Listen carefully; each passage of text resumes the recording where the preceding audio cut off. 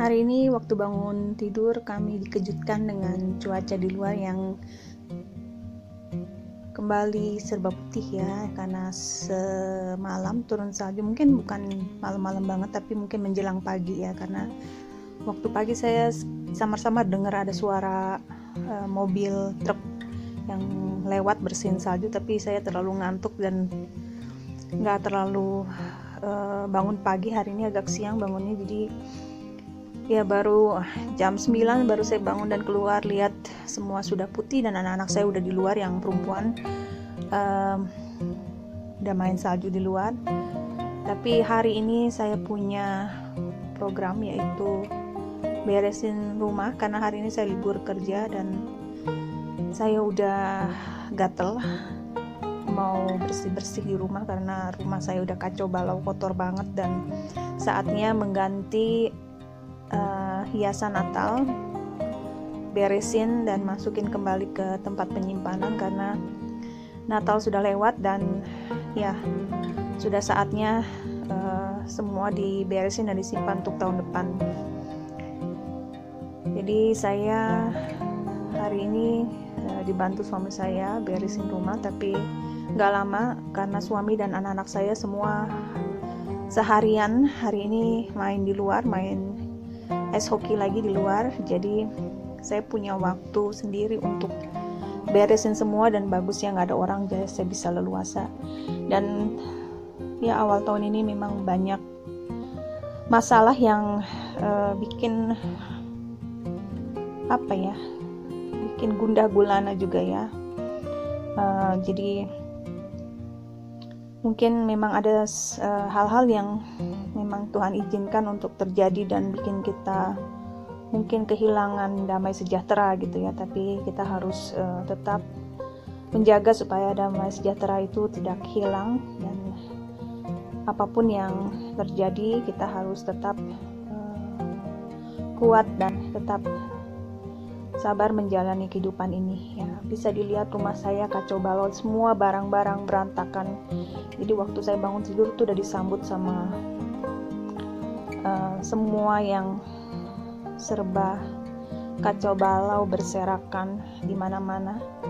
Dan semua ini pohon Natal mau saya beresin hiasannya. Dan saya tuh nggak betah gitu ya kalau lihat terlalu berantakan. Jadi semangat, hari ini kita mulai bekerja. Dan yang bikin saya kesel kadang-kadang ya begitulah orang tua zaman sekarang, apalagi di Jerman. Orang tuanya kerja, anaknya duduk nyantai gitu ya. Cuma saya udah kadang-kadang udah capek gitu ya, maksudnya kalau kita cerewet-cerewet gitu ya, mendingan kerjain aja semua tanpa banyak bicara. Dan mungkin kita dengan begitu juga ngasih contoh gitu sama anak-anak, karena kadang-kadang anak-anak makin diomelin, makin dicerewetin, makin keras hatinya. Jadi saya dengar juga hari ini khotbahnya Joyce Meyer, karena dia bilang dia punya anak ya, juga bikin dia banyak khawatir ya, karena begitu messy. Tapi ternyata sudah dia dewasa, anaknya justru yang membantu dia mengorganisasi semua, dan terbukti bahwa kekhawatirannya itu tidak beralasan gitu ya. Jadi ya udah, cuma kadang-kadang kesel aja gitu ya, namanya sekarang lockdown diperpanjang ya. Jadi kita terus di rumah, dan yang biasanya kita punya waktu untuk dengan orang lain, sekarang kita sama sekali kayak terisolasi gitu ya, dan terus terkurung sama keluarga kita gitu ya. Dan kadang-kadang itu bikin kita juga bukannya jenuh ya, tapi banyak sekali gesekan kan kalau terus di rumah sama keluarga sendiri. Kadang-kadang malah makin banyak konflik ya. Tapi itu mungkin memang cara yang Tuhan izinkan supaya kita belajar untuk hidup bersama, mengatasi konflik bersama gitu. Saya sekarang punya anak remaja yang lagi susah-susahnya gitu ya. Anak remaja itu kadang-kadang memang bikin pusing 7 keliling ya. Dan saya harus bertahan walaupun sekarang lockdown, dan bisa saja kita menyerah gitu ya, kasih mereka HP atau laptop sebanyak-banyaknya, terserah, tanpa batas waktu. Tapi saya pikir itu bukan solusi juga gitu, karena saya lihat anak-anak saya makin dikasih waktu lama untuk main gadget, makin kurang bagus gitu buat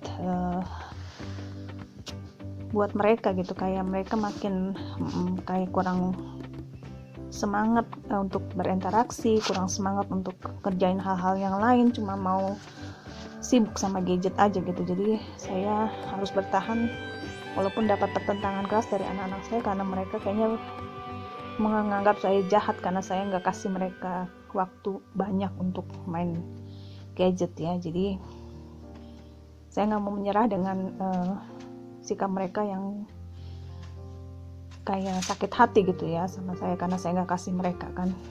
Tapi saya harus kasih konsekuensi karena mereka bikin saya pusing. Dan salah satunya ini ya, model saya untuk nyuci baju ada yang ngerusak. Jadi ada tangan yang jahil yang merusak bagian kecil dari mesin cuci, tapi efeknya luar biasa karena bagian ini adalah bagian yang menahan air sehingga tidak keluar kalau pintunya ditutup ya. Tapi karena ininya ada yang merusak dan tidak ada yang ngaku, akhirnya waktu saya nyuci baju semua airnya keluar walaupun pintunya ditutup. Jadi semua airnya keluar dan otomatis mesin ini nggak bisa dipakai lagi, dan ya harus pesen gantinya dan harus bayar semua biaya reparasi dan segala macam. Makanya saya kesel banget gitu. Tapi ya itulah salah satu tantangan kita untuk tetap menjaga sikap walaupun kita betul-betul marah, kesel gitu ya. Dan ini saya di atas ada hiasan Natal juga yang harus diberesin, dan akhirnya setelah saya habiskan waktu sekitar 4 jam dan semua akhirnya bisa diberesin, semua bisa dibersihin juga. Saya ngepel, beresin baju segala macam juga. Dan hari ini saya masak, buat saya bikin nasi goreng tapi keasinan, jadi saya harus banyak minum hari ini. Dan untuk keluarga saya bikin pengen nyobain itu ya, daging rusa. Jadi saya lihat di toko ada yang jual daging rusa, jadi saya penasaran pengen nyobain. Saya beli dan saya goreng, saya bikin saus, dimakan pakai kentang yang dihaluskan sama sayur kol merah yang sudah siap santap, tinggal dimasak lagi pakai bawang merah ya. Jadi begitu kegiatan hari ini, beberes seharian di rumah, bersih-bersih. Dan waktu malam saya penasaran pengen nyobain makan es salju. Ini kol ya, itu kentang, dan ini daging rusa yang sudah saya masak pakai saus. Tadinya saya mau bikin soto Betawi pakai daging rusa tapi belum sempet, biarin nanti besok kapan-kapan kalau nggak ada yang mau makan lagi dagingnya, saya bikin soto Betawi aja. Di atas genteng masih banyak salju ya, dan saljunya masih bersih, jadi saya ngambil salju dari atas. Saljunya ini sudah mulai mengeras karena